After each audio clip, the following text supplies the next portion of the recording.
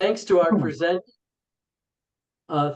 presenter, Cooper Christiancy of the University of Texas, Linda Stanish of Laudato Si, Texas, Joe Marcinkowski of the board of Pax Christi, Texas. We are here to meet and to dialogue with anti-nuclear advocacy organizations and be peacemakers.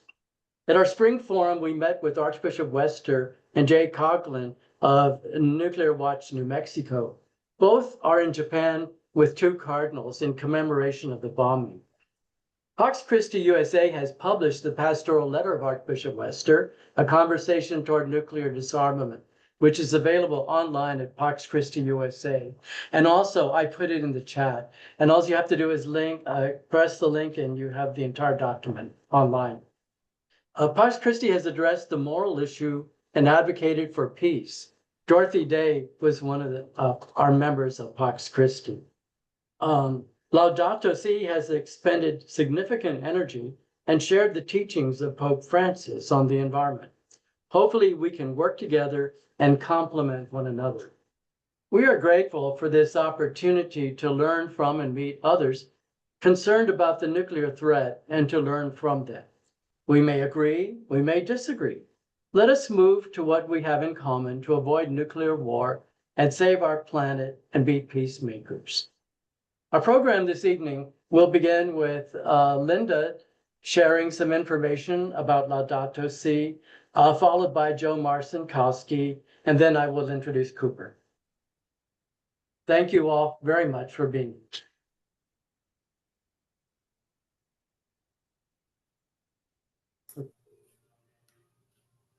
Can everyone see that?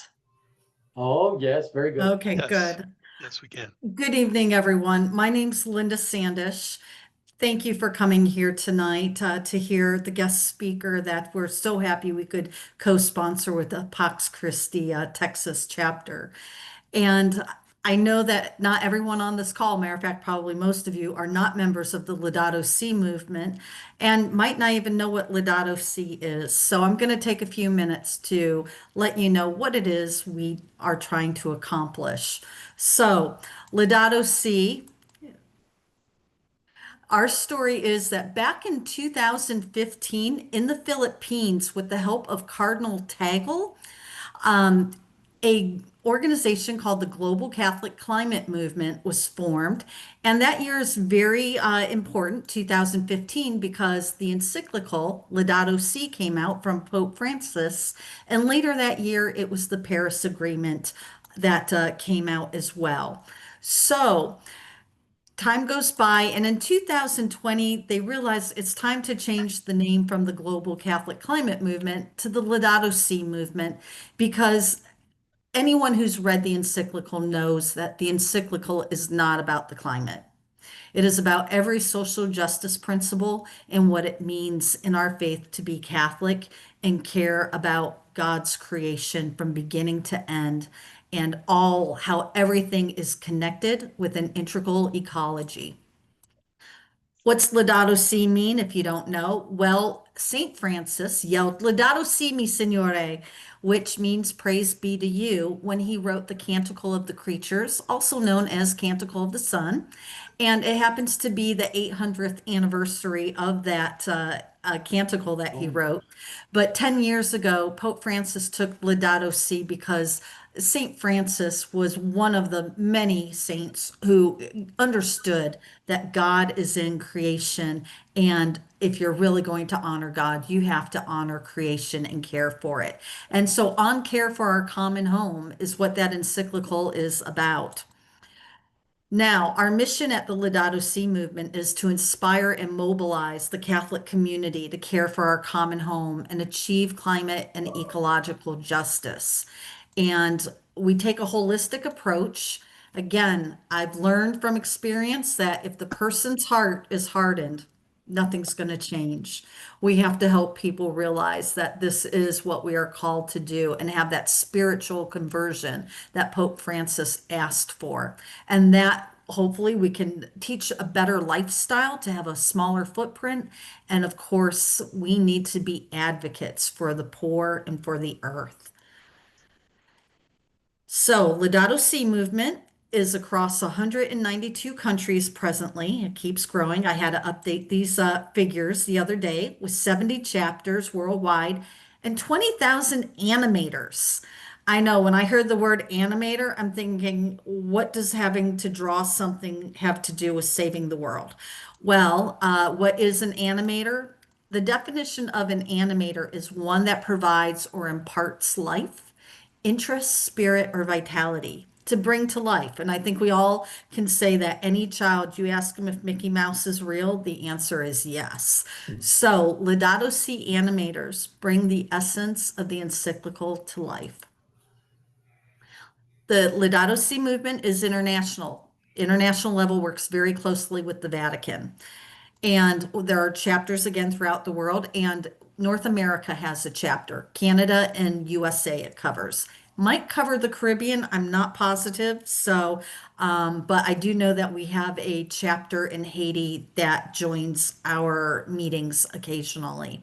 So, the person in charge of North America chapter is Anna Johnson.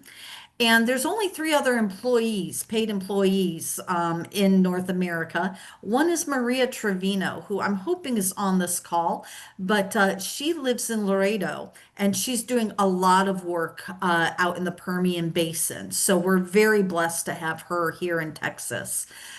And there are sub chapters, I call them, but chapters under the North America umbrella. And the first ones were New York and Boston. And that's very different than our Texas one. And I'll get to that. But in Texas, I was asked as a volunteer to start a chapter, and I see the conception as being September 1st, 2023, that I said yes. And our first meeting was January of 2024.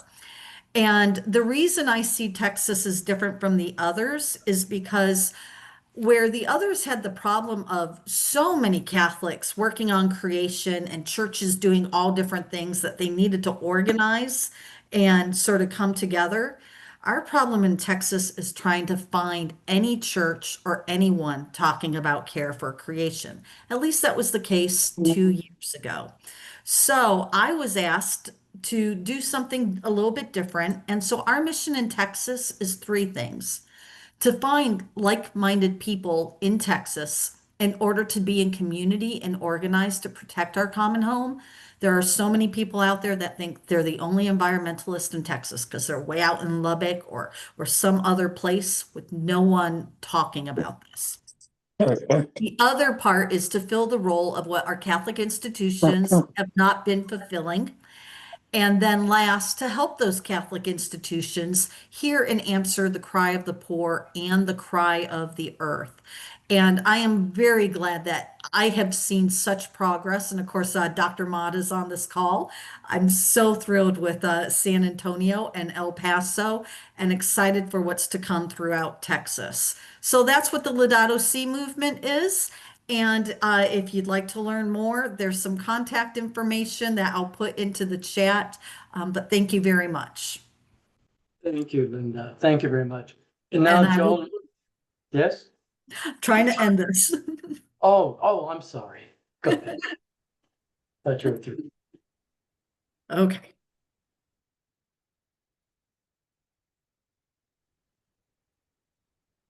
Oh, do you have more? I think I've stopped sharing, right?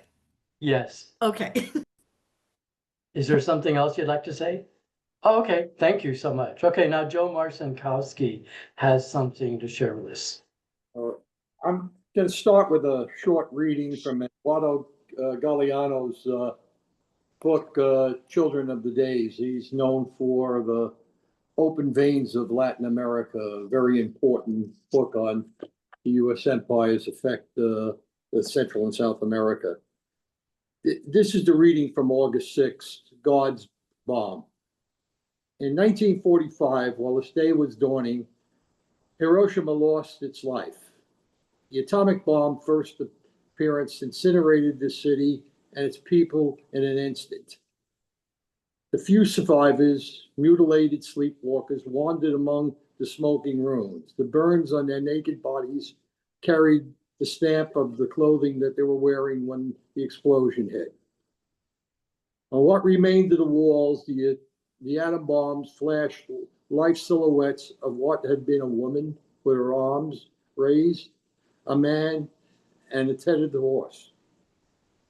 3 days later, President Harry Truman spoke about the bomb over the radio. He said, "We thank God that it's come to us instead of to our enemies, and we pray that He may guide us in its use, in its ways, and for its purposes." And I'm afraid we still believe that. Nothing is more concerning to me than the amount of activity that could cause a nuclear war, either in Iran, the Israeli attacking it, or in Ukraine. Trump sent a few submarines right to the shore there, and Medvedev of Russia joined in his game and told them that they should turn around and take a look at what's behind them. So this is getting very serious. These are nuclear subs, and the talk is getting to be more and more brazen, and it's very, very scary. And this is an issue that I do see one hope for, and that is in BRICS. I see that these nations that are combining and now have more of the population of the world and more of the land of the world right now, included in their group, have a very peaceful solution to what they're doing. I think that that's really good. And one of the things I'd like to see is an education of what's happening to BRICS, and I'd like to see it at PAX Christi. I'd like to see us start a program where we're explaining to people exactly what BRICS wants to do and why they're doing it, and how we should join into it. Now, I've been asked to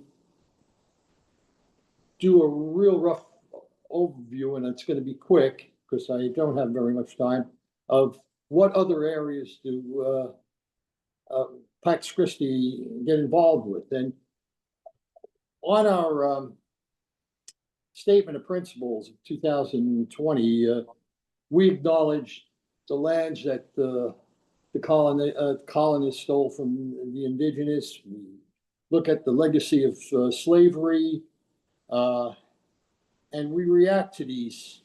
And nothing could be more important now to be looking at what's happening in Palestine day in and day out and saying, this is what we did to the indigenous people of the New World.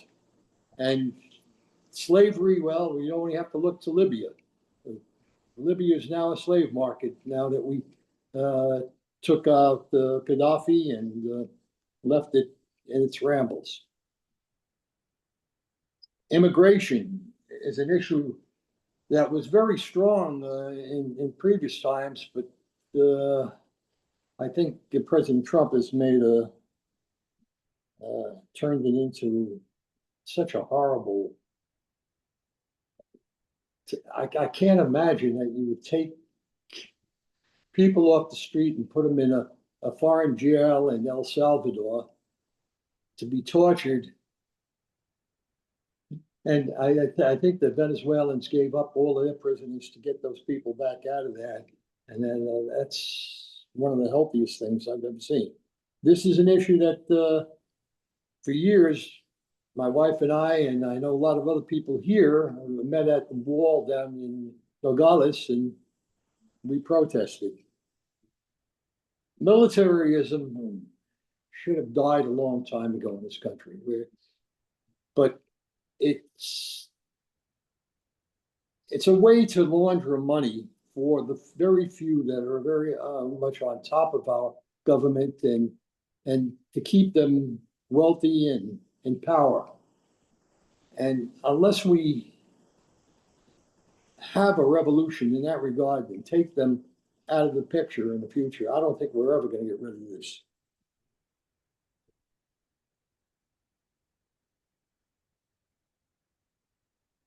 nuclear disarmament has become a joke. We're threatening everybody with it, and they're threatening us back. We have a position on Palestine that it's unimaginable that there are countries that still cannot condemn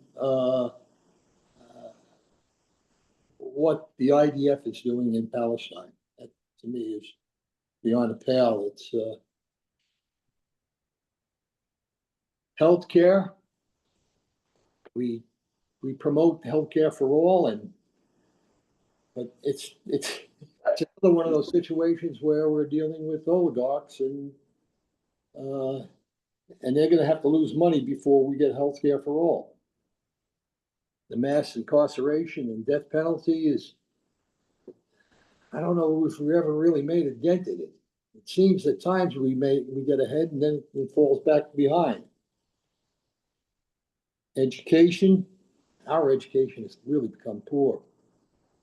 I look at what's happening in China and I'm jealous. I'd say if we could move this country into China, we'd be so much better off. They don't have homelessness.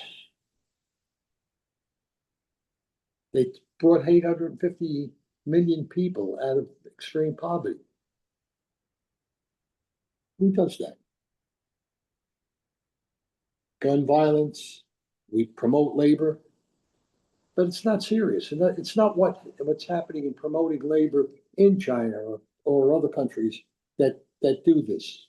Vietnam is another that does it very strongly. I think that's about all I have. Thank you, Joe. I would like to now introduce our presenter, Christian Cooper Christiancy is a researcher and organizer focusing on the intersections between nuclear weapons, human rights, and the environment. He is a member of the steering committee of Texans Ending Nuclear Dangers, TEND, the Texas Hub liaison for the National Back from the Brink campaign, and a member of the Texas Nuclear Watchdogs. In 2025, he was a civil society observer at the third meeting of the states parties to the Treaty on the Prohibition of Nuclear Weapons at the United Nations.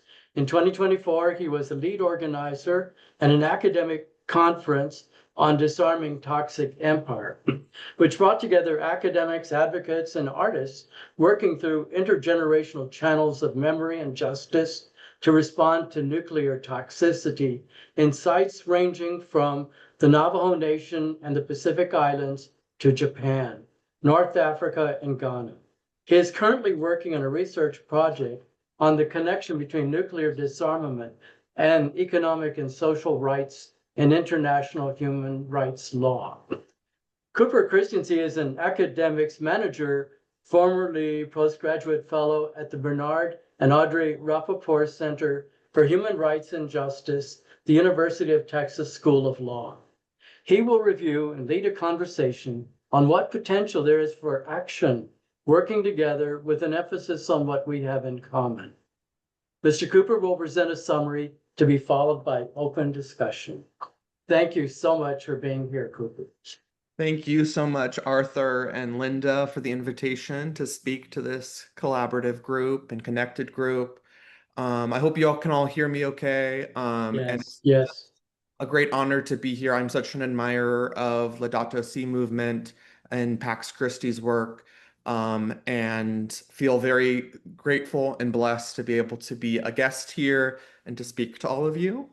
I'm going to show my screen just to put together a little bit of a presentation that I'll walk through. Today, I just wanted to make sure we're all starting from the same place in terms of a grounding in the history of the anniversary that brings us together, take some time to remember and recall and to really keep the lives lost in our memories, and then also think about the ways in which there is real action and real energy to work towards nuclear disarmament at levels local, national, and international. I have to say that I'm speaking here in my personal capacity, and my statements don't represent the position of the University of Texas or my employer. So with that, I'll begin just by saying that I did the time conversion before our talk today and actually realized that the true 80th anniversary of 8:15 a.m. in Hiroshima passed actually. It was about 45 to almost an hour ago now that the true anniversary occurred. So if you were thinking back to what you were doing just an hour ago, that was when the moment that it has been 80 years since the first detonation of a bomb in warfare has occurred. That is that moment, and it's a really sobering thought to really think back through the 80 years that have occurred since then. I was really pleased and excited to be asked to present to all of you because, like many of you, I imagine, I was watching when Pope Leo the 16th was brought out to announce his or to give his first speech, and heard this line. I think it might have been in Latin that I heard what sounded like disarmament, right? Disarming. And I went back and I read the translation of what he had said and read this unarmed and disarming peace, right? This idea of a disarming peace was really exciting to me. And I think really reaffirms the shift in the transition and the leadership that faith communities such as Pax Christi have shown in leading the charge against nuclear weapons. I was also reminded of this quote from another faith leader who was a strong advocate against nuclear weapons, and that was Reverend Dr. Martin Luther King Jr., who took the occasion of his Nobel Prize lecture in 1964 to reflect on this psychic numbing that afflicts all of us when it comes to nuclear weapons, the sense that they are so dangerous, so horrible, so inhumane that it's better not to talk about them at all, rather than face the true face of the true threat of nuclear war.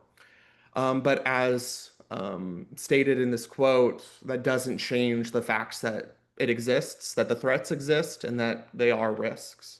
And then, of course, I was happy to hear Dorothy Day mentioned, but I think that was also that I think this picture on the left is also a great summarization of sort of this disarmament campaign that we're all a part of.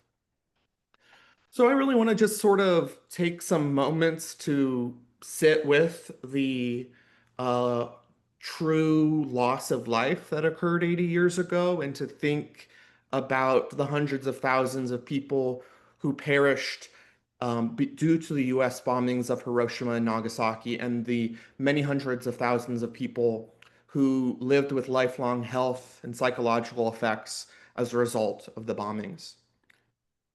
So as I mentioned at the top, August 6th, 1945 at 8:15 in the morning was when the bomb was detonated over Hiroshima.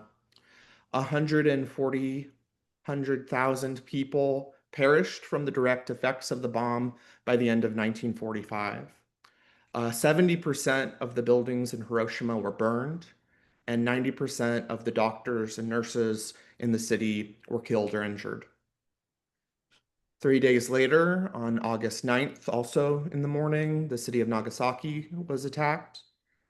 70,000 people perished as a result of that bomb. The geography of the city contained the blast and limited the loss of life, such as it is. Across both cities, 38,000 children are estimated to have been killed in these attacks. On the left, you can see some photos from both historical Nagasaki and Hiroshima after the bombing, an artifact that is in the Hiroshima Peace Memorial Museum, and the current day site of the museum in Hiroshima. And the most prominent picture here I thought would be especially interesting and sobering for this audience. This is the Urakami Cathedral. As many of you might know, Nagasaki was a real hub of uh, of the Christian community. There were about 15,000 Christians living in Nagasaki, and the cathedral was sort of a landmark in the city and was very horribly destroyed as a result of the bomb, killing two priests as well as parishioners that were in the cathedral at the time. Many of you might have seen a picture of a head of a Virgin Mary statue that has been really horribly burned. Um, that was a statue that was in this cathedral and that survived this bombing and has sort of been an artifact for people of faith and people all around the world to sort of reflect on the horror that occurred in August 9th of 1945. One thing that's really important for thinking about the advocacy for nuclear disarmament that has occurred over the last 80,000 years is that the bombings also led to 650,000 hibakusha, or survivors of the atomic bombs. Many of them had lifelong health issues that resulted from the radiation and other injuries sustained as a result of the bombing. And many of them spent their lives dedicated to preserving the memory of the victims of these bombings and ensuring that there would be no more Hiroshimas and Nagasaki's ever again. And this is a quote from a woman who has really played a leading role in this advocacy, who is a hibakusha, reflecting that each person killed in the bombings had a name, each person was loved by someone, and an invocation not to let their deaths be in vain. And then I always like to share this quote when I'm talking to Texas audiences, especially. Isamu Taniguchi was a Japanese American Texan. He actually helped create the Japanese Peace Garden in Zilker Park, which is in Austin, Texas. If many of you have visited the Zilker Botanical Gardens, you probably have walked through the Japanese garden that he single-handedly created. And Taniguchi was actually in a concentration camp. He was in a Japanese internment camp during World War II. And it's a story that I encourage you all to read more about. But I was reading more about him and actually came across this quote he wrote in an essay about the atom bombs. And I'll just read the quote because I find it really powerful and connected to the place we live and to the people and communities we call home.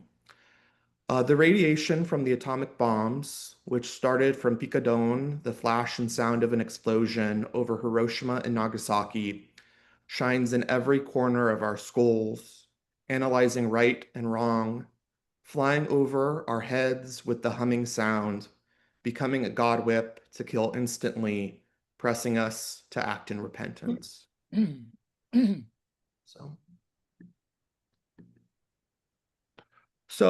And then before moving on to important sort of points of advocacy and hope, I also like to emphasize that the injustice and the depravity of the use of nuclear weapons on Hiroshima and Nagasaki are not the only places where nuclear weapons have been used to inflict horrible harms and have inflicted horrible harms on communities around the world. Since 1945, there have been 2,056 nuclear explosions that governments have called tests. But the important thing to remember about each explosion that was a test is that they ended up affecting communities near the testing site that ended up living with the effects of radioactive fallout for generations. And these are sites in the United States and around the world. So the southwestern United States, New Mexico, Nevada, these were the original sites where nuclear weapons were tested and continue to be tested. And there's actually a wonderful movie that you might all be interested in watching, that's titled First We Bombed New Mexico, to really center the communities of downwinders and indigenous people who were affected by the presence of nuclear weapons in their lands. Places like Algeria, Maui Nui, which is French, also known as French Polynesia. Oops. The Marshall Islands, Western and Southern Australia, Kiribati, Kazakhstan, and Xinjiang, China, as well as many more sites of testing, are all places in which the real horrors of nuclear weapons have already been felt by local communities. And I think the thing that sticks out about this list is that they are all places where the effects of nuclear weapons were felt most strongly by the marginalized, by indigenous communities, by colonized peoples. And that's something to really keep in mind when we think about the injustice of nuclear weapons, is that it's already been visited on so many more people throughout the last 80 years. There's also deep injustices rooted in nuclear weapons production, right? There's extraction of uranium, which releases toxins into surrounding communities. There's the injustices inherent in weapons production, and then also with waste dumping. And these are also linked to other parts of the nuclear fuel cycle, right? So there's also ways in which nuclear energy and nuclear weapons also reproduce some of these same harms. So now I want to shift to perhaps a more hopeful tone for the rest of the conversation, and that's to really focus on the sites, the places where resistance of nuclear weapons have been most prominent. And it truly has been a global movement ever since 1945. Um, the true experts on nuclear weapons are the people who have felt their effects in their bodies and their families and their lands. And so this is something that we like to really emphasize when we're talking in any fora, is that the people who have been directly affected are the ones with the most expertise, with true expertise of effects of these weapons. In the United States, there's also been widespread work against nuclear weapons, work towards disarmament. And I'd be remiss to not point out that many of you were likely involved in some of these campaigns and some of these movements. And I'd also be remiss not to note that Texas has been a hub for peace and nuclear disarmament work for many years, for decades, from the Pantex pilgrimages to the work of peace action. So I really can't stress enough that we like to sort of sit back and think that, oh, Texas, has no history than what we're sort of working with now. But I know many of you can personally attest that it has a rich history of peace work and nuclear disarmament work. And it's important to acknowledge that and not pretend that anybody is reinventing the wheel. I also like to really emphasize the role of the women's peace movement and anti-nuclear advocacy. The way that I first got involved in this work was research into the work and life of Sissy Farenthold, who was someone that many of you may recall, may have voted for, may know of. And she, throughout the 80s and early 90s, was a key member of women's peace movements based here in Texas and around the world. And as part of that work was really integral towards nuclear disarmament, advocating against nuclear weapons, modernization, and calling for meaningful summits between Reagan and Gorbachev. And so I think what's really exciting about the ways that the women's peace movement has always thought about nuclear weapons is thinking of them as directly connected to patriarchal, racist, extractive, and elitist structures that are also driving environmental injustice and environmental harm. And so you can see just a little bit of the work during the Cold War, but I also want to emphasize here too that it also continues. Even though there has been a pretty substantial drawdown in nuclear weapons arsenals, right? There are estimated around 12,000 nuclear weapons currently in the arsenals of the 9 nuclear weapon states, which is a dramatic reduction from the 70,000 that were estimated during the height of the Cold War. As sort of alluded to at the start of our conversation, there's a lot of reasons to be concerned about the current state of those nuclear arsenals and the risk of nuclear war. There's greater tension in and among nuclear weapon states, and the arms control efforts and infrastructure that were very dearly fought for throughout the Cold War have been eroding steadily. At the same time, there's also been a renewed emphasis on what many in the international community have called humanitarian disarmament. So it's a disarmament advocacy movement that's focused on human rights, human security, and the security of the planet, and not national security. So this movement has been really key to organizing an international convention against nuclear weapons called the Treaty on the Prohibition of Nuclear Weapons, and also in leading the charge against other inhumane forms of weaponry, such as cluster munitions, landmines, and AI weaponry. So that Treaty on the Prohibition of Nuclear Weapons is, I think, a really exciting avenue to think about an emerging moral consensus by the rest of the world against nuclear weapons. That treaty has 73 state parties since it opened for signature in 2017. But none of the parties who have signed on to abolish nuclear weapons actually possess nuclear weapons, right? So it's sort of an interesting treaty in that it reaffirms this taboo against nuclear weapons, but it's sort of a rest of the world against the states that possess the nuclear weapons and that operate under nuclear umbrellas. And just to reiterate the contemporary sort of value and sort of focus on nuclear weapons, the recipient of last year's Nobel Peace Prize was Nihon Hidankyo, which is an association of hibakusha that have been ensuring that the memory of the atomic bomb survivors has not perished and that they continue to work toward a world free of nuclear weapons.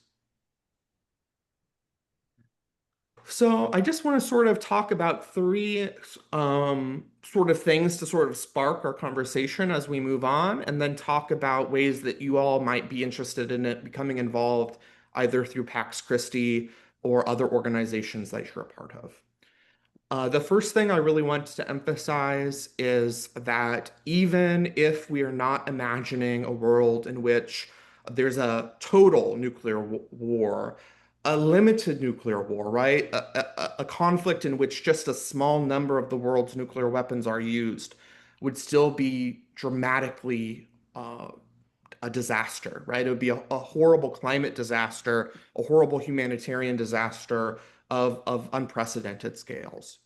This 2022 report came out from the International Physicians for the Prevention of Nuclear War and concluded that using less than 3% of the world's nuclear weapons, a war between India and Pakistan could promote a climate famine that could kill up to every 3rd person on Earth, with an average drop of global temperatures of about 1.3 degrees Celsius. A full-scale nuclear war would kill an estimated 5 billion people within 2 years. I believe that these numbers have actually changed with the rise in global population. And the emphasis that the physicians have here is that nuclear war is not a disease that can be treated, right? It has to be prevented. And that's really the moral impetus for us here. A lot of people have sort of relied upon this logic of deterrence to sort of justify why states need nuclear weapons and why nuclear weapons keep us safe. And the response that many disarmament advocates have is sort of threefold. One, and they might offer other, but I'm sort of summarizing.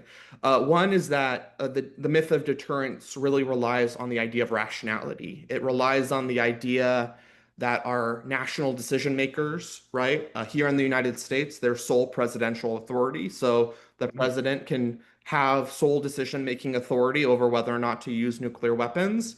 And so the assumption is that that national decision maker will always act rationally, right? And because of that, deterrence will keep us safe. So I'll let you all decide if you think that that idea of rational decision making applies to all states and in all national leaders. The other sort of problem with this argument is that there have been many instances throughout history in which luck and not logic have prevented nuclear disaster, mechanical failure, human miscommunication, all sorts of ways in which one person acting alone may have prevented an escalation of nuclear war. And so the idea that we're all here and there hasn't been a nuclear conflagration because of logic is increasingly being challenged as maybe we're just here because we're lucky that things haven't gone wrong in the ways that they could have. And then a point that Arthur sort of alluded to that I'm really interested in is that the idea that even if nuclear weapons aren't being actively used, they're still harming us, right? And that's because every dollar spent on nuclear weapons isn't being spent on the things that are really important to ensuring just societies and care for the planet. Nuclear weapons are siphoning money away from education, from social support, from money spent combating poverty and climate change. And so this is a true social justice issue because that money spent to nuclear weapons could be re-devoted to the social justice causes, the social change that we desperately need. Sort of on conservative estimates from the International Campaign to Abolish Nuclear Weapons is that the 9 nuclear weapons states spent about $100 billion last year, about 11% increase on their nuclear weapons programs. The estimate for the United States from the same institution is about $56.6 billion. I do have to say this, of the two sort of major numbers that I've seen, this is the more conservative one. The Physicians for Social Responsibility in Los Angeles also does its own accounting that takes into sort of the costs of nuclear cleanup. And that is about 100 billion just in the United States. So gives you just a sense of both the opacity of these numbers, right? It's hard to get a clear handle because of national security. And I saw Linda in the chat earlier say something about how do we know that there were really only 2,000 nuclear tests. And the truth is that we're dealing with a lot of secrecy. And these are just sort of the best numbers that have been estimated based off of what we know, what's been declassified or revealed after the fact. And I'm really pleased that Linda earlier mentioned Archbishop Paul Etienne in Seattle because I really love this quote by him, pointing out exactly this issue. Why are we spending these vast amounts on nuclear weapons when we could be combating climate change, poverty, hunger? And this invocation to launch a peace race is really exciting to me.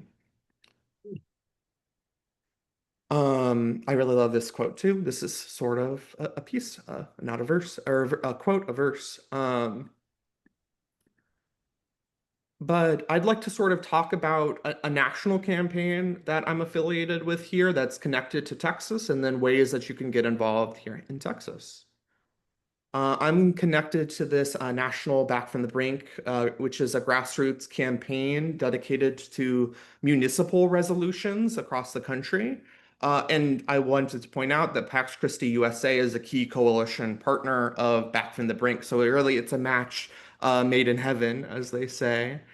Back from the Brink focuses on a 5-point policy platform that's aimed at building a moral majority, a moral consensus among both local and national political leaders to call for the United States to pursue global elimination of nuclear weapons, renounce the doctrine of first use, right? The idea that we reserve the right to use nuclear weapons first, end the process of sole presidential authority, take nuclear weapons off of hair trigger alert, and cancel the trillion-dollar plan to enhance our nuclear weapons arsenal. And so this is a campaign that's really directed at passing municipal resolutions. At last count that I did, there were about 80 cities and county governments that had signed on to Back from the Brink resolutions. And the real point here is to build knowledge, to build action, and to build a network of folks operating at the grassroots and local levels to pressure our government to reform and to dramatically shift its nuclear policies. While Back from the Brink is primarily a grassroots municipal effort, it's also been connected to two congressional resolutions that essentially reproduce this policy platform. House Resolution 317 and Senate Resolution 323 are both currently active in Congress, and the two Texas co-sponsors of the House resolution are Representative Greg Casar and Representative Lloyd Dockett. So if you have a representative who you think, oh, this person should really be on board with this resolution, please feel free to reach out to me or to reach out to Back from the Brink. I'll connect you to Back from the Brink anyway, and we can work towards an effort to connect you to other folks in your locality to talk to your representative and to encourage action on these resolutions. And finally, before I begin and we sort of launch our conversation all together, I wanted to call attention to a new coalition that I'm a part of that is aimed at supporting, uplifting, and connecting the people that are already doing this work and who have been doing this work for generations and for decades, and to build a truly statewide coalition against nuclear dangers of all kinds. So that this coalition is called Texans Ending Nuclear Dangers. It's a Back from the Brink hub. And the point here is not to reproduce work that's already being done, great work by the Dallas Peace and Justice Center, the Nuclear Watchdogs, the Peace Farm, but rather to make sure that there is a platform to connect all of these great people doing great work with one another, and then uplift that work across the state and across the nation. I really truly believe that Texas is and can continue to be a hub for nuclear disarmament work. We are the home to Pantex, which is the country's only nuclear weapons assembly and disassembly plant. And it's been a flashpoint of advocacy since the 1980s. And so I'd love to invite you all, either as Pax Christi Texas or Laudato Si Texas, or as individuals, to join with us in Texas Ending Nuclear Dangers, to join TEND, and to also engage with the groups that are doing work locally that we hope to connect you with. We're hoping to create a directory of all of the groups that are engaged with anti-nuclear work across Texas, and sort of be a proving ground, a clearinghouse for how to connect people to the work going on across the state. And to that end, if you are in Austin and would like to join us for an in-person gathering at St. John's Episcopal Church on Sunday, August 10th, you are welcome and encouraged to join with us in solidarity and communion as we hear from speakers, remember Hiroshima and Nagasaki, and work towards a world free from nuclear weapons. So with that, I will stop sharing. I know there's a lot of stuff in the chat. Arthur, did you want me to facilitate the conversation? I would be happy to do that. Reactions, reflections. I think I responded a little bit to Linda's question. And I see, Luann, I got my Roman numerals mixed up, so I'm really sorry about that. Any comments, any thoughts?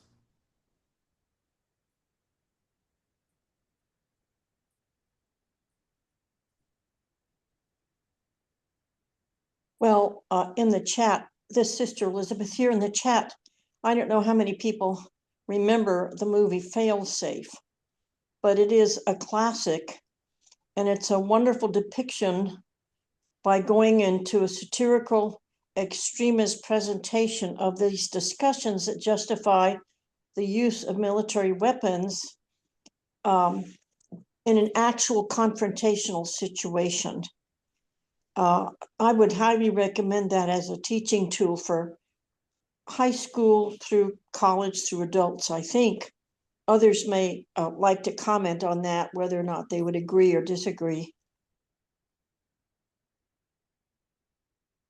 Is this something that could be used at a Pax Christi meeting and have a discussion afterwards? Well, it's a full-length movie, so you would need to plan the meeting time accordingly. The other possibility would be that people could watch it themselves at their own time before the meeting and then discuss it. I'd be interested in seeing how many people have seen it. I forget how old I am. What is the name of it again? Fail safe. Fail safe. Fail. Failsafe. Okay, thank you. It has Peter Sellers in it. He's the main one of the stars. Anybody remember that? I do remember. And Good. Peter Sellers was a Dr. Strangelove, I think. Ron, I see your hand raised. Yeah, I didn't remember Peter Sellers in Failsafe, but he was in Doctor. Yeah. Yeah, okay, my mistake, my mistake. That's all right. Peter thing I wanted Fonda. to- Peter Fonda. Right, okay. Joe had mentioned earlier this hopefulness in the BRICS. And I just wanted to, if you were looking back at the 80 years here, this kind of arc of time, you know, we win World War II against the Nazis and the Japanese in another quarter. And although Roosevelt has a program now to cooperate with Russia and China and end colonialism, and people can get a real sense of that in his discussions with Churchill that were written up by his son, Eliot, in a book called As He Saw It, that they had some real knockdown fights in terms of what the world should look like after the war. And Roosevelt saying no more British 18th century methods.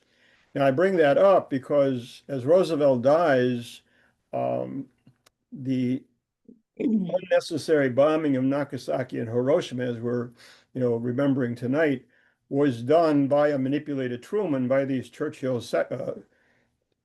sections, Churchill especially, on this notion, Operation Unthinkable, which they wanted to maintain their colonial operation. And that was the threat to Russia that this is still in order.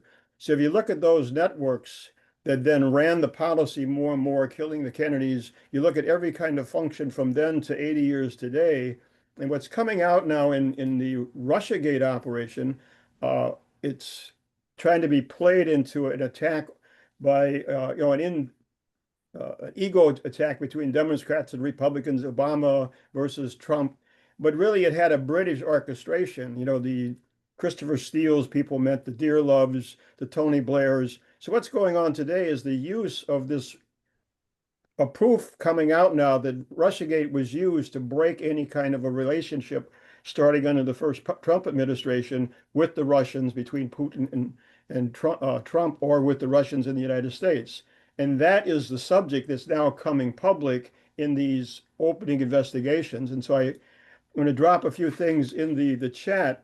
That investigation's got to move, and then to come back to the BRICS. That's one of the reasons they're so desperate and out of control right now, is that everything that Roosevelt had put on the table for after the war is what's back on the table with the BRICS, where you have an alliance of nations for development outside that British box more and more. So they want to blame it on an attack on the dollar and all this, but it's really not that. It's this bigger question of ending colonialism. So the thing I wanted to put on the table here is the real fight we have to is to get the subject of the Pax Christi and all these discussions on the peace movement is that open collaboration with the United States, with the BRICS, coming back to our principles, that we've got to build our way out of this thing. And we can end the empire by reorganizing this bogus paper they're trying to bail out and hold together. So I wanted to go back to Joe's notion of the BRICS and its importance, but also this added quality that it's the same British operation running this war drive today for the same reasons. Thanks, Darby. Did you have something to add on this point? Well, I guess a little bit. Back in the 80s, I was involved in Beyond War, and a lot of us would go around and give presentations about the danger of. That's when Reagan was in power, and we had we had 5,000 BBs, and we would drop them into the can real slowly. That would represent the firepower of well, one BB would be World War II, and 5,000 would be the current arsenals of the two superpowers. But Beyond War went to Russia several times and really worked with Gorbachev and his people, and really kind of helped with a lot of other folks to help push the two together and start making peace. It seems like we ought to be doing that with these other nuclear countries. Getting with them and trying to get the people to push from the bottom in other nuclear countries. I think that's a really good point, Darby. And one of the things that I think has been, most concerning and heartbreaking has been sort of the breakdown of these people-to-people contacts. I remember sister city relationships between U.S. and Russian cities being sort of severed as a result of the Ukraine conflict. But I think it's happening all around the world, and with all countries, there's been a real sort of isolationism that has kept us from engaging with people, especially people in countries that are, on a different sort of geopolitical divide. So, Linda, I see your hand.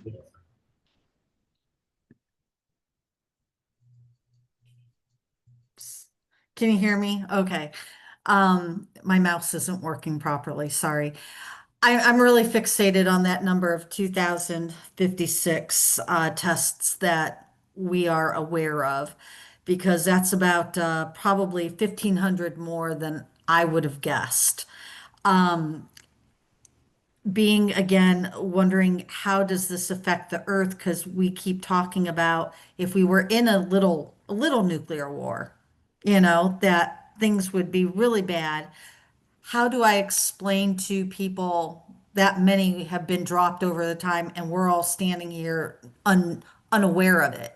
I believe I know the answer, but I'd like to know what you know based on your experience. Yeah. Well, I'll definitely be happy to connect you with some resources, Linda, about like the health effects of radioactive fallout. Just because my science isn't good, so I want to make sure I get the actual like health information and send it to you. One story that I find really engaging from the women's peace movement was this effort among women's peace campaigners to actually collect baby teeth and breast milk, right? In the Cold War, and send them in for testing and actually find higher levels of material as a result of radioactive fallout in the bodies of their children.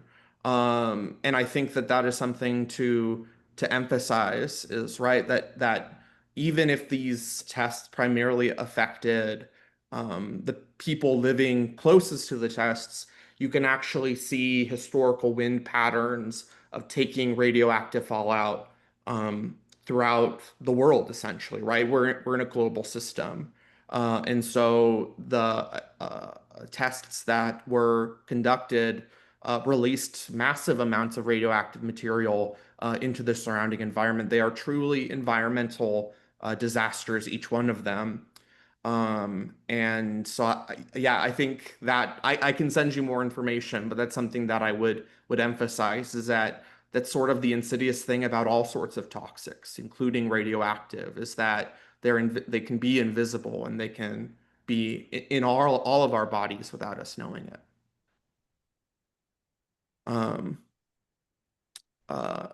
Mary.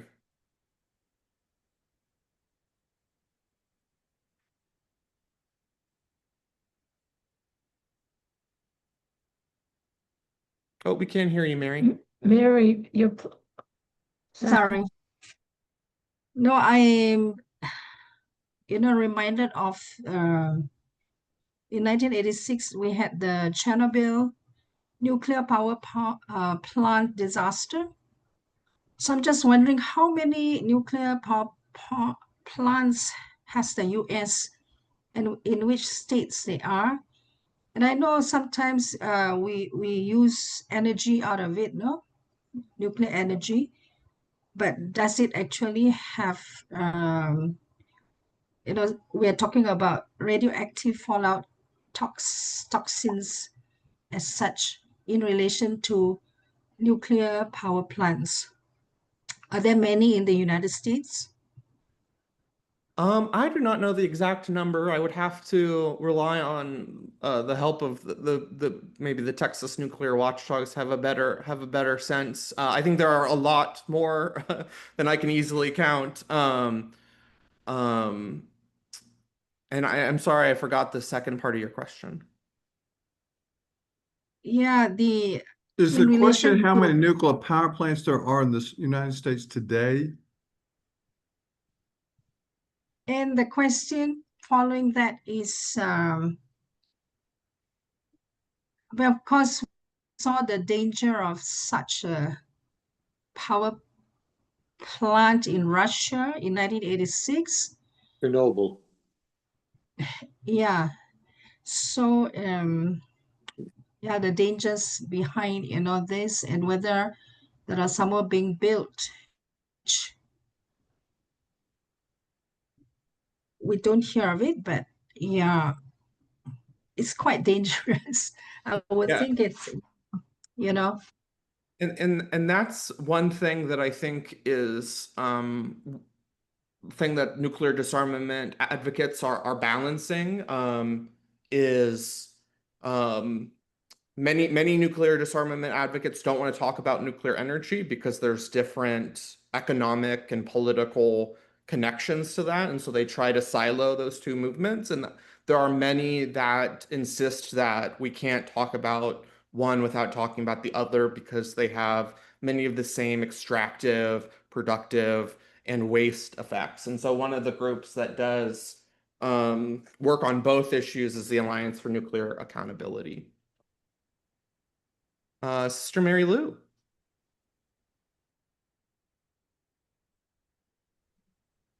So what I'm trying to think about this nuclear expansion or development in the current administration is supported by the big beautiful bill that has been passed into law, considering the $2 billion allocated for this by the current administration. So how can we work with the current administration, knowing that it is already part of the budget, and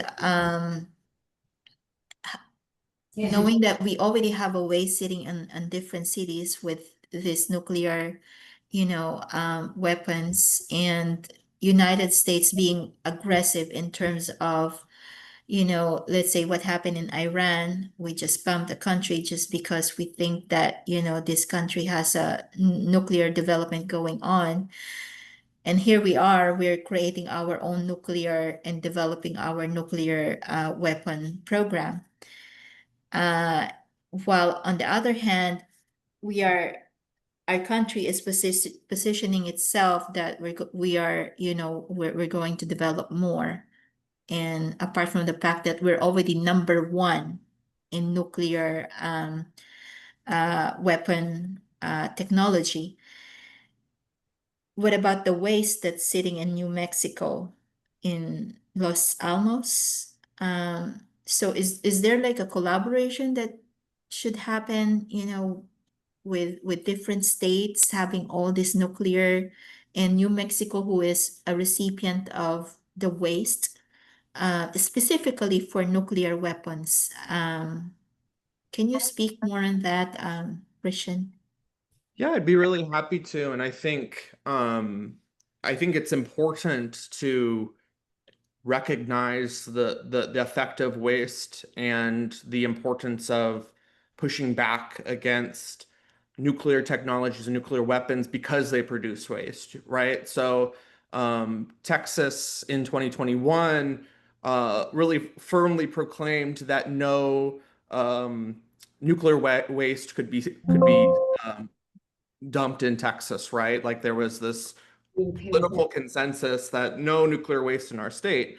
Yet at the same time, the state is sort of actively engaging in nuclear energy production and investments, right? So there's a lot of sense, I think, around nuclear that everyone wants to have their cake, but not have to eat it too, right? Not have to deal with the waste that is produced by nuclear energy and by nuclear weapons production. And so that's been a huge challenge, right? So there have been efforts for years to sort of find permanent homes for nuclear waste sites, primarily in the American Southwest, and there's just been no one who's willing to have it sited in their communities for good reason, right? So I think you're exactly right that there is room for more collaboration on this issue of waste.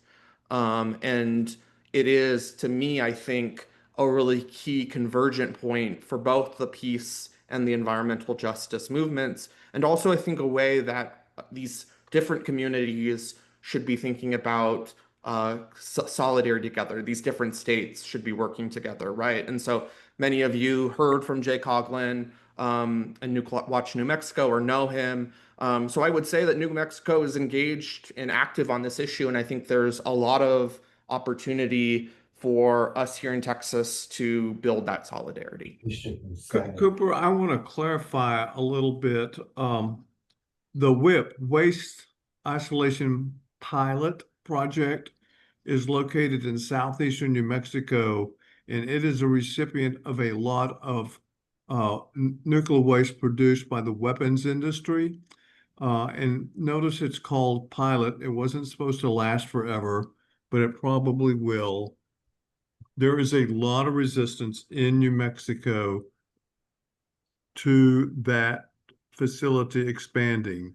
And at the same time, if you look at the people in New Mexico that have graduate degrees, over half of them are employed either at the Los Alamos National Lab or the Sandia Lab. So they are very involved in the production of weapons waste. The New Mexico political environment is different from Texas in that they are much more solidly opposed to commercial generated waste. But then they don't produce any commercial waste in New Mexico. And Cooper's exactly right. In the last session of the legislature, you've got one hand not knowing what the other was doing because they said no high-level radioactive waste to be transported to, through, and stored, quote unquote, temporarily in Texas. And at the same time, they voted for huge subsidies for creation of the SMRs, the small modular reactors, which will not only produce waste as well as the larger facilities, they're going to be much less secure and amount to terrorist targets all over the state if they're completely developed. Right now, we have 2 reactors at South Texas Nuclear Power Plant and 2 reactors at Comanche Peak near Fort Worth. And we have a new reactor in Abilene. They're small reactors. I mean, there's one on the UT campus here in Austin, but the former Governor Perry is involved in a financial deal where they're going to try to add a whole lot of new reactors and put them at the Pantex facility, which was the final assembly point of nuclear weapons.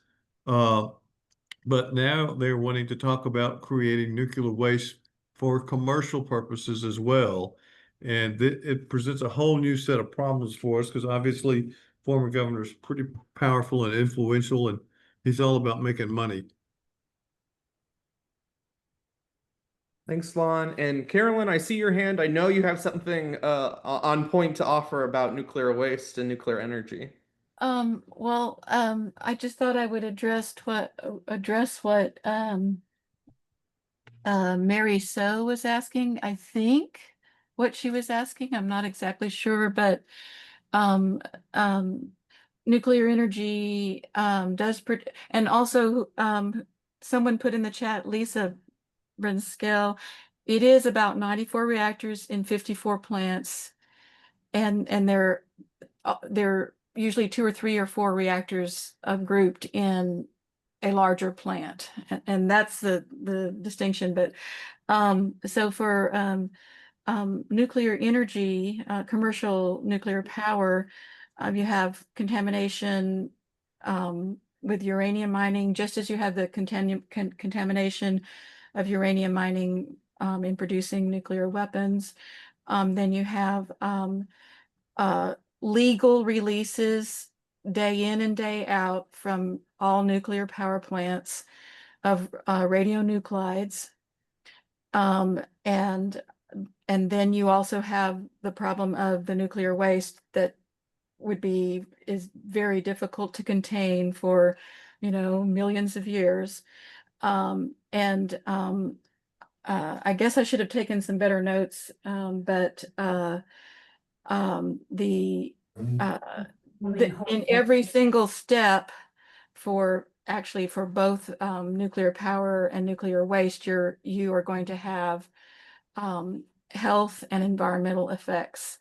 And as far as nuclear power, I think somebody was asking, nuclear weapons, I think someone was asking something about commercial nuclear, or rather nuclear reactors and nuclear weapons. In nuclear, in the United States, I don't know what is happening in the rest of the world. The tritium used in nuclear weapons is being produced by a commercial nuclear reactor in the state of Tennessee. So there is a connection between the commercial, between just nuclear reactors that produce energy and nuclear weapons. And then the plutonium that is produced in the United States, most of it is, I think most of it is produced by military nuclear reactors. And then also plutonium, there's some commercial plutonium obtained from commercial reactors and processed. And so there is a strong relationship between what one would say is the friendly atom, which is a joke, and then the unfriendly atom, the nuclear weapons. So nuclear power, nuclear weapons operate hand in hand. I'm sorry if it took so long. No, this is great. Thank you, Carolyn. I knew you would be able to enlighten us, so thank you. Joe, I see your hand as well. Yeah, I'm going to bring a positive note to this. In the 50s, we worked with thorium, which is a non-explosive nuclear, and we gave up on it because we couldn't weaponize it. And in 1990, Senator Udall and the senator from Nevada, whose name I forget, gave the information on this thorium reactor that we developed to China, who has now developed a reactor. And I read recently that they're working with the Russians, who are probably the largest builder of nuclear plants right now, and they are looking to use this thorium, which doesn't poison the atmosphere, doesn't kill everybody, as an alternative for nuclear plants. As they, there's going to be a tremendous requirement for additional power because of AI, and a lot of, if they don't use solar panels and electric cars and all those devices that will help do this, they're going to have to do something else, and thorium might be the answer. They also took a project that had been developed here in Houston, in fact, down in my church. Dave Criswell developed the Solar Luna project. He was at Rice University. He headed up the Houston NASA coalition over here, the lab on Bay Area Boulevard. And he developed a system where we would go to the moon, develop, manufacture solar panels on the moon, microwave the energy down to units throughout the world, and we could very cheaply handle 10 billion people in energy if this works right. Everybody at in the physics department at U of H was behind it, and NASA nearly went with one time, but Musk came in and said no, he wants to go to Mars. But those are projects that the Chinese are doing right now, not the mining. They have a big satellite, kilometer satellite floating in space, and they're picking up the energy and microwaving it down. It's a project right now. So those are the positive things. I think so. That's very good. That's very good. And it's very challenging for us about the way in which we relate politically to China. And Thank you. Ron, I see your hand as well. Yes, a couple of things. One that Joe just brought up, Mars, actually the Chinese especially are on Mars to deal with helium-3, which is a natural deposit up there because it hasn't got a radioactive field. Helium-3 is probably the best polarized fuel to use for fusion, which would take us to another whole level here. But to go back a little bit,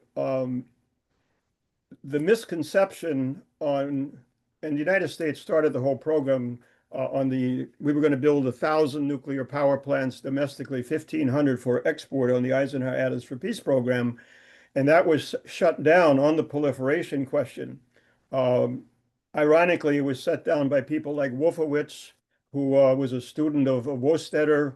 And this is the whole network that became the neocons, the actual people then used the weapon for the first time.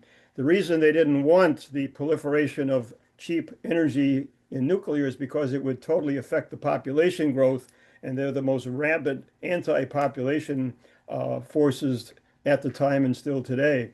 But this question about, you're talking about two different systems. The nuclear energy system has an enrichment of about 3%. The nuclear weapons have something like 98%. There's no way the two are compatible. It's a totally different process. Now, what people call nuclear waste, the French don't have such a thing for about 30 years and more now because they used a recycling operation where you have an expended fuel rod, you recycle it right back into the plant, you make another rod, it never leaves the ground, and 94% of that waste could be reused in that form as fuel. We're sitting on some of the most valuable material we've got, or could be used for other purposes. There's also the whole aspect of nuclear medicine, which, I mean, people should think through the kinds of tests and things they've had medically that's been total benefit. So first of all, people have to think through the difference and how they use the difference to confuse people and scare people. All this waste sitting there could have been used, and it's a problem because Schlesinger and others shut down the recycling plants in the whole program in the United States. So we can go back to some real competence, and we can actually solve these things. But this question that the people who ran the wrecking operation and still run the proliferation operation today are the very same people running the British policy for war. And people have to look at some of these ways in which the narrative was created, and we have to, frankly, do some study and get over it. Because if we're going to have a growing population, you're going to have a growing density of population, not just more, energy flux density. What can you do with, and you cannot run a 21st century on, solar. It's just not dense enough to do what you have to do. I can get people material on this, but this distinction between the two elements and the fact that the nuclear waste situation is something that these very forces created by wrecking the programs that are in operation right now other places. And then people should just think, what if you spent a year on a nuclear submarine? Why don't we have all kinds of people coming back in sickbay? They're underwater in a radioactive field, for over a year.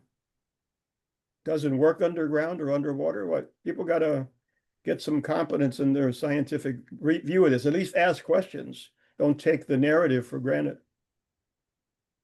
Things are on. Any other comments?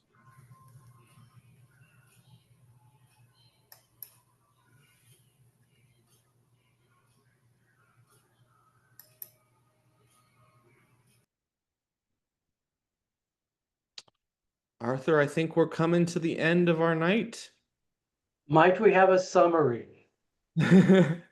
Well, I would love to give you all a summary. So I would say then here that we're coming together 80 years after the U.S. atomic bombings of Hiroshima and Nagasaki to remember the lives lost and to also heed the call of the survivors that there should be no more people subject to the violence of nuclear weapons. And I think the ways that we can do that is staying attentive to the threats that exist in our contemporary world, pushing back against a silence around nuclear weapons that's only proliferated since the end of the Cold War, and by joining up in solidarity against the continued possession against these nuclear weapons, both because of the threat they pose to our future and our future generations, and the real drain they have on our resources.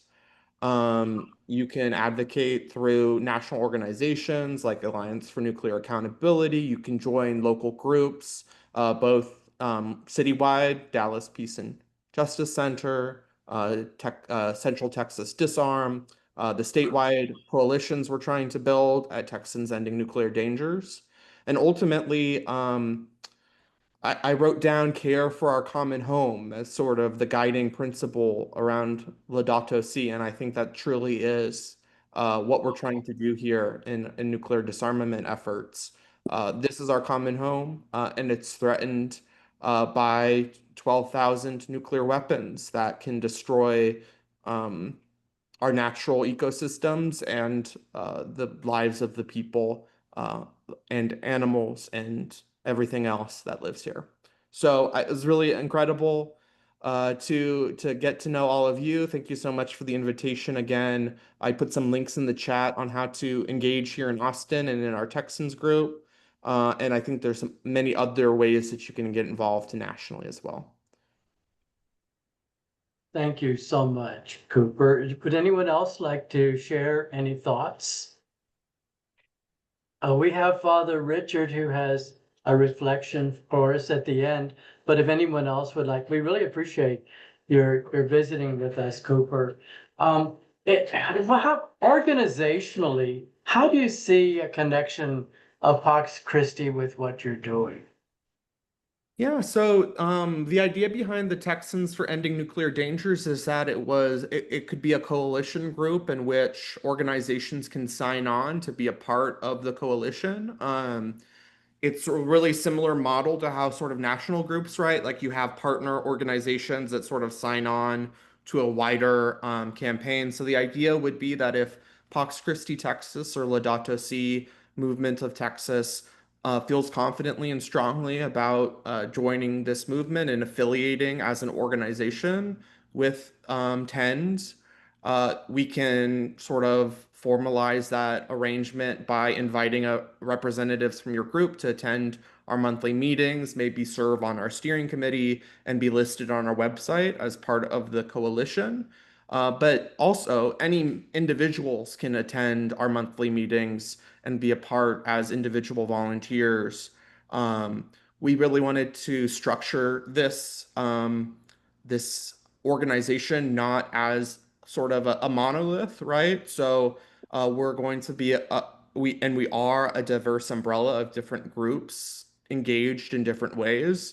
and we don't all agree on all issues, but the idea is that we're united in our condemnation of nuclear dangers and our action to try to change it. So if you, as Pax Christi or any other organization you're interested in, would like to affiliate organizationally or individually, please feel free to reach out to me. No, you said that Pax Christi National is a member of Back from the Brink. Yes, it is. Yep. Okay, and so like we'll just connect with them. And but the Texas ending, that's local, and the Alliance for Nuclear Accountability, That is national. national. Okay. I know that Joyce is very, very involved in this issue. From the very moment I met her, that was her passion and has been ever since. And we really appreciate that, Joyce. Well, thank you so much, Cooper. And I see Aftab has a hand up. Yeah. Thank you very much. This is Aftab Siddiqui, President of the Dallas Peace and Justice Center. Thank you for a very well organized and very informative session on this, should I say, curse for our humanity. We need to really get rid of all the nuclear weapons, and our organization will definitely keep on working with you all on these issues. And once again, Joyce and Lon have been on the forefront of these concerned issues, and thank you very much for their activism, and thanks a lot, everybody. It was a wonderful program. After, don't forget Mavis. She's been very quiet, but she's been very involved forever. Yes, sorry about that. Hey, Mavis, you're too quiet.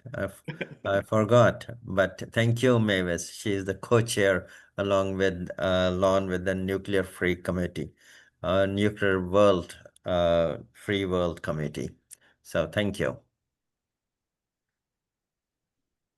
anyone else? Okay, Father Richard, would you like to share with us? I'm going to, well, first let me apologize for being late because my technology is always weak, but I'm going to share one section of Laudato Si that I think is relevant, and then the closing prayer, ecumenical prayer at the end of Laudato Si. This is number 104. It says, "It must also be recognized that nuclear energy, biotechnology, information technology, knowledge of our DNA, and many other abilities that we have acquired have given us tremendous power. More precisely, they have given those with the knowledge, and especially the economic resources to use them, an impressive dominance over the whole of humanity and the entire world. Never has humanity had such power over itself, yet nothing ensures that it will be used wisely, particularly when we consider how it is currently being used. We need but think of the nuclear bombs dropped in the middle of the 20th century, or the array of technology that Nazism, communism, and other totalitarian regimes have employed to kill millions of people, to say nothing of the increasingly deadly arsenal of weapons available for modern warfare." So he speaks to those issues that we heard discussed here tonight.